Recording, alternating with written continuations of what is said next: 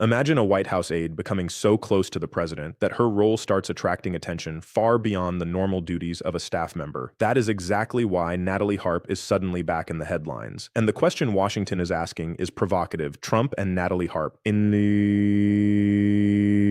Is history repeating itself? But before we go any further, one distinction is critical. There is no verified evidence presented in the source material that Donald Trump and Natalie Harp are having a romantic or sexual relationship. The Monica Lewinsky comparison is a controversial framing, not an established fact. What is documented in the material is the extraordinary level of proximity, access, and trust that Harp reportedly has around Trump.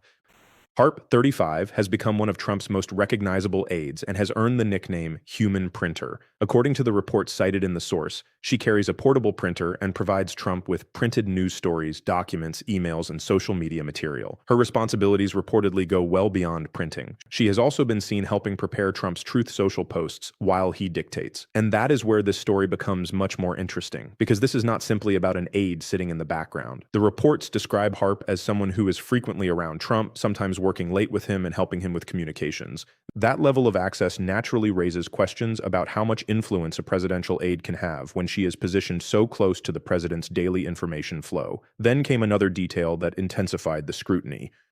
According to the material, Harp was among a very small group of trusted aides who accompanied Trump during a secret transfer from Air Force One to another aircraft in Turkey. The other aides reportedly included Walt Nauta and Dan Scavino. Why does that matter? Because access is power in Washington. The closer an individual is to the president, the more opportunities that person has to influence what information reaches him, how that information is presented, and which communications receive his attention. And then came the letters. The source material reports that Harp allegedly wrote highly personal letters to Trump. One reported letter included the line, "I want things to always be right between us," and was reportedly signed, "With all my heart, Natalie." Those words have inevitably fueled speculation, but speculation is not proof.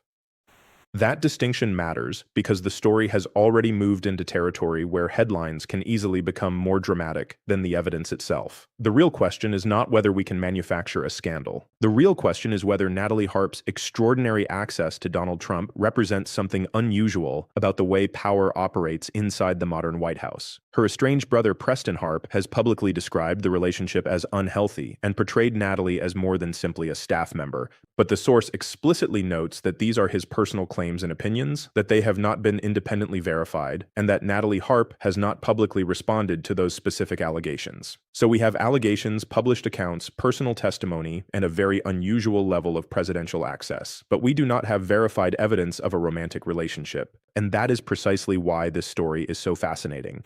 Because history has shown that sometimes the biggest political controversies do not begin with a proven scandal. They begin with questions about access, trust, influence, and who is standing closest to the president when the cameras are turned off, and Natalie Harp appears to be standing extremely close. We need to go back to the beginning, how Harp entered Trump's political orbit, how she became known as the Human Printer, and how her role reportedly evolved from aide to one of the most trusted people around the president. To understand why Natalie Harp has become such a controversial figure inside Donald Trump's orbit, we have to go back to the beginning of her relationship with Trump and understand how an ordinary political supporter gradually became one of the people closest to the president.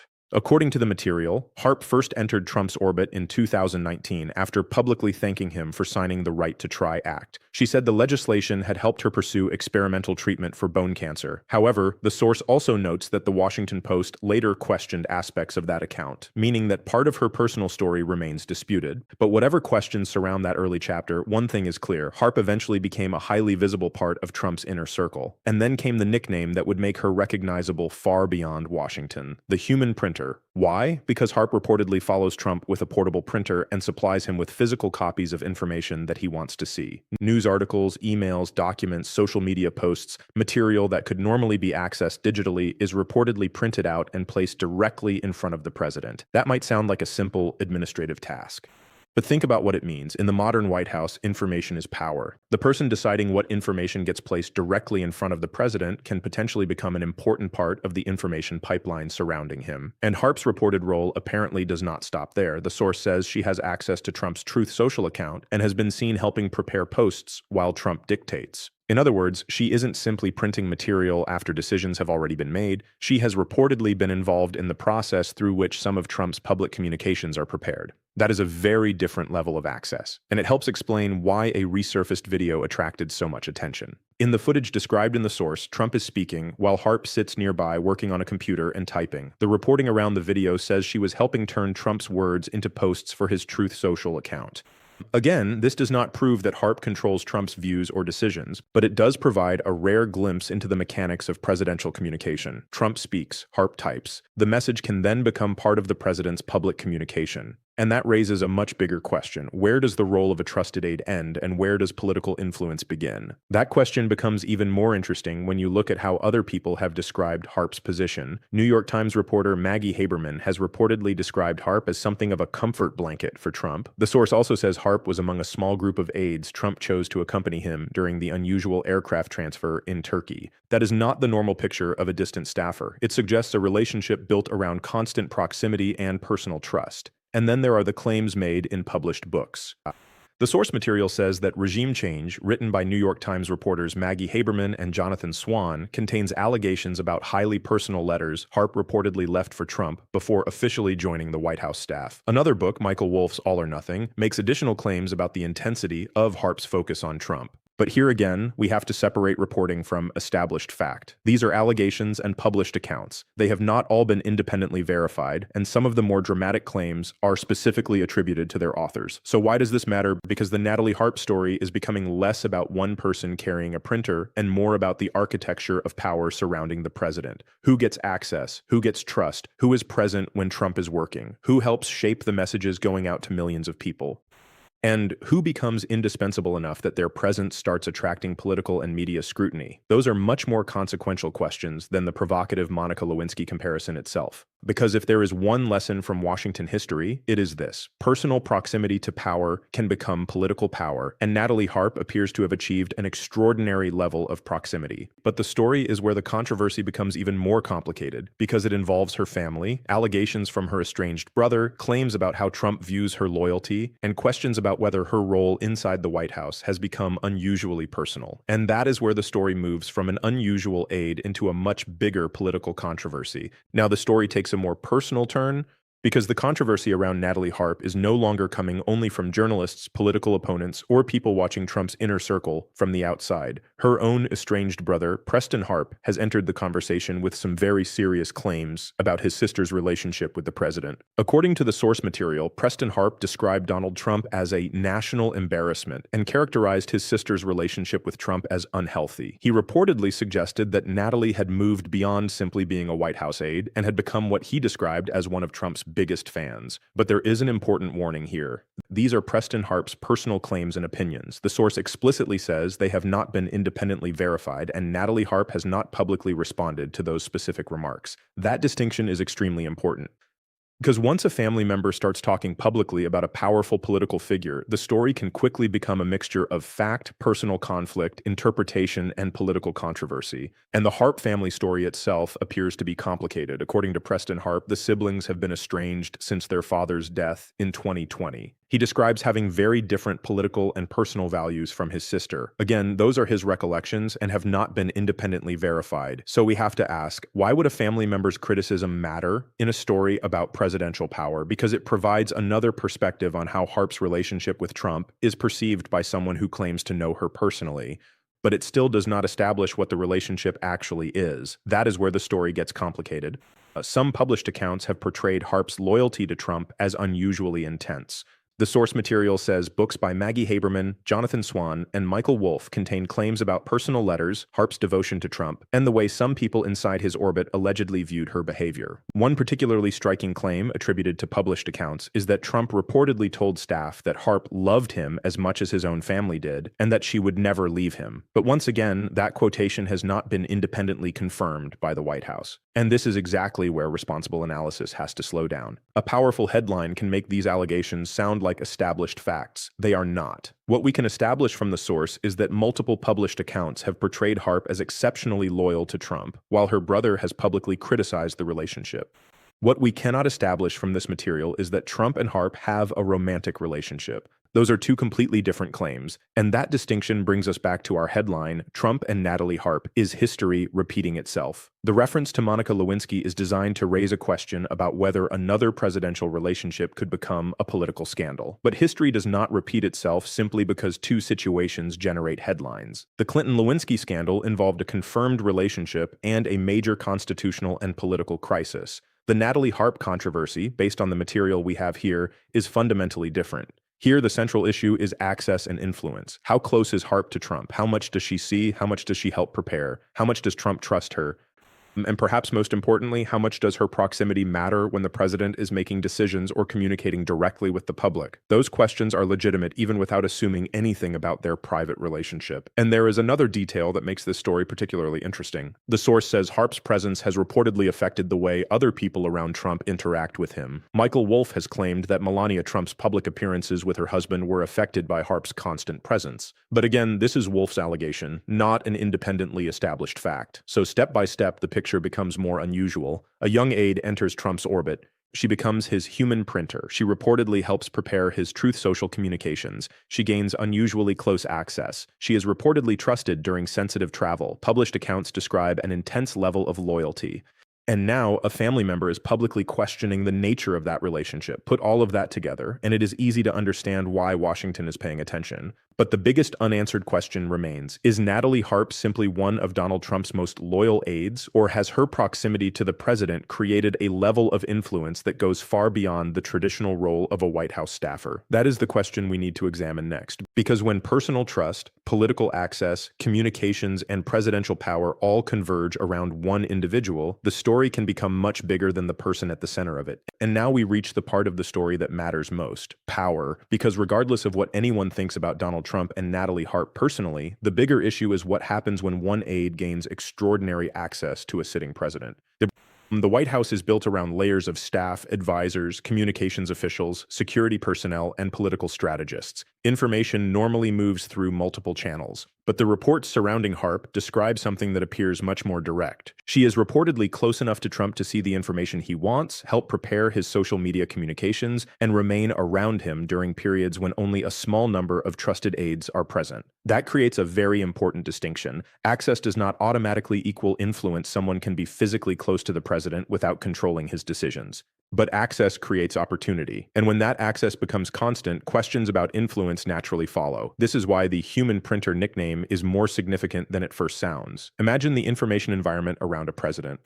Thousands of news reports are published every day. Political advisors send recommendations, intelligence officials provide briefings, economic data changes. Foreign governments communicate through diplomatic channels. Markets react within seconds. Yet Harp's reported role is to take information and place selected material directly in front of Trump. That means her position sits very close to the president's personal information stream. And then there is Truth Social. The source material says Harp has been seen working beside Trump while he dictates posts. This is important because Trump's social media communication is not merely personal commentary. His posts can move markets. They can influence political debates. They can trigger reactions from foreign governments, and they can instantly become headline news around the world. So when someone helps transform the president's spoken words into public messages, that role deserves scrutiny, not because it proves that person controls the president, but because presidential communication itself carries enormous power. Then there is the issue of trust. The source describes Harp as having been among the small group of aides who accompanied Trump during the unusual aircraft transfer in Turkey. That detail is particularly revealing because presidents have countless staff members. They do not take everyone with them into sensitive situations. Being part of a very small trusted group can therefore tell us something about the level of confidence Trump places in particular aides. But once again, we have to be careful. Being trusted does not mean being romantically involved. Being loyal does not mean having inappropriate influence. And being constantly present does not automatically mean controlling presidential decisions.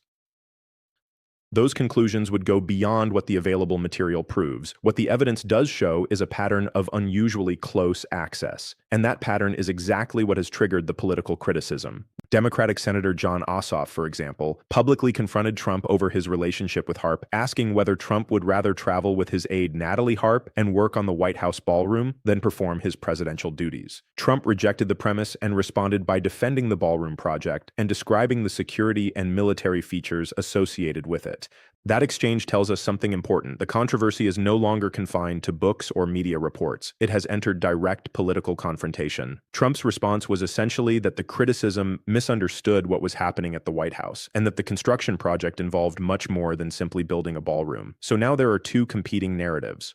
One side sees a president surrounded by a small circle of unusually loyal people, with NATALIE HARP standing particularly close to him. The other side sees political opponents taking a personal relationship and turning it into a political attack. And somewhere between those two narratives is the factual question that still needs to be answered. How much actual influence does NATALIE HARP have? That is far more difficult to measure than simply counting how many times she appears beside Trump. Influence is not always visible. Sometimes influence comes from what gets shown to a leader. Sometimes it comes from what gets filtered out. Sometimes it comes from who gets 5 minutes alone with the decision maker while everyone else waits outside. And that is why the NATALIE HARP story deserves attention beyond the sensational headlines. Because the real issue may not be whether history is repeating itself. The real issue may be whether Washington is once again watching the enormous consequences that can emerge when personal loyalty and presidential power become closely intertwined. And in the final part, we are going to bring all of these pieces together: the letters, the human printer role, the family allegations, the political attacks, and the questions surrounding HARP's access to answer the biggest question of all. Is this genuinely a new presidential scandal, or is Washington turning an unusually close aid relationship into something bigger than the evidence supports? So where does all of this leave us? We started with a provocative question: Trump and NATALIE HARP. Is history repeating itself? After looking at the available claims, reports, and allegations, the answer is more complicated than the headline. There is certainly a story here. NATALIE HARP is not simply an anonymous White House employee. According to the material, she has developed an unusually close working relationship with Donald Trump. She has been described as his human printer, reportedly providing him with printed news, documents, and social media material. She has also reportedly helped prepare Truth Social posts while Trump dictates them. There are also reports of personal letters, extraordinary loyalty, and unusual access to the president. And then there are the claims from her estranged brother and the accounts published in books by journalists and authors. But these claims are not all independently verified. Some are personal allegations, some are attributed to published reporting, and some remain disputed. That means we should be very careful about making the biggest accusation simply because it creates the biggest headline. There is no verified evidence in the material we reviewed establishing a romantic relationship between Trump and HARP. So comparing HARP directly to Monica Lewinsky as though the situations are identical would go too far. But that does not mean there is nothing worth investigating. The real story is about access. How much access does HARP have to the president? How much information passes through her? How involved is she in his communications? And how much does personal loyalty matter when you are standing so close to the most powerful political office in the United States? Those questions are legitimate. And perhaps the most important point is that presidential power does not operate only through official titles. Sometimes it operates through proximity.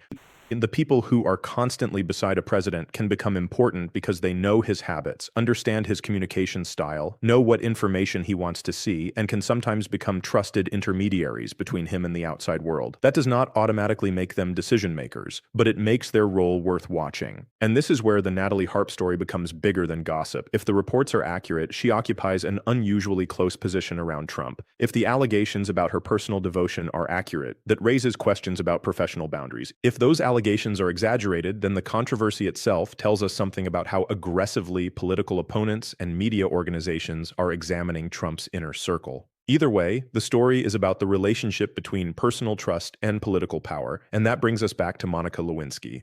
History does not repeat itself simply because a president has a close relationship with someone in his inner circle. The Clinton-Lewinsky scandal and the Trump-HARP controversy are not the same situation. One involved a confirmed relationship and a constitutional crisis. The other, based on the material available here, involves an unusually close aid relationship surrounded by allegations, political attacks, and media scrutiny. That distinction matters. So instead of declaring, "This is the next Monica Lewinsky scandal," the more accurate question is, could the NATALIE HARP controversy become a major political story if questions about her access and influence continue to grow? That answer is still unknown. But one thing is already clear: Washington is watching. The more HARP appears at the president's side, the more attention will be paid to what she does, how much access she has, and whether her role remains within the normal boundaries of a presidential aide.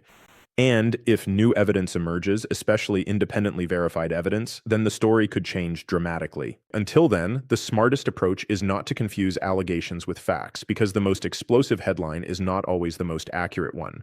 The real story isn't whether history is repeating itself. The real story is whether NATALIE HARP has become one of the most influential people in Donald Trump's immediate orbit, and whether that influence is simply the result of extraordinary trust or something much bigger. That is the question Washington still has to answer. And if you're watching the Trump administration, this is one relationship that is unlikely to disappear from the headlines anytime soon. Do your own research, check the original reporting, and separate verified facts from allegations before reaching your own conclusion.